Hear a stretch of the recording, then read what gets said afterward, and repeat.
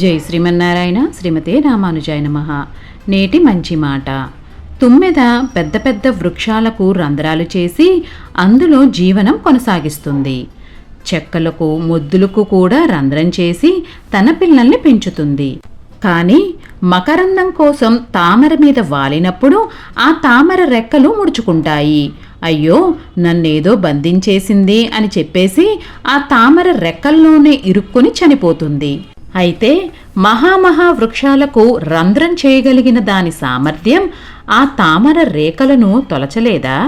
ఆ తామర రేకులకు రంధ్రాలు చెయ్యలేదా? గట్టిగా రెక్కలు ఆడించినా రాలిపోతాయి.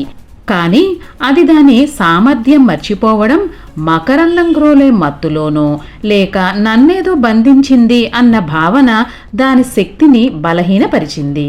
ఆ భావనను నమ్మడమే దాని బలహీనత. నేను రంధ్రం చెయ్యలేనిదేదో నన్ను బంధించింది అన్నదాన్ని నమ్మింది. అయితే అది మరణాన్ని కొని తెచ్చుకుంది. మన జీవితంలో సమస్యలు అంతే.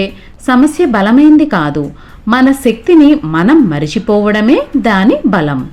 మన శక్తి కంటే దాన్ని బలంగా చూడడమే, గుర్తించడమే, నమ్మడమే దాని బలం. మాయ అనేది మన ఆత్మశక్తి కంటే బలమైంది కాదు. దాని బలం తామర రేకు అంతా. మన ఆత్మబలం వృక్షాలకు రంధ్రాలు చెయ్యగలిగేదంతా. అదే జీవిత సత్యం.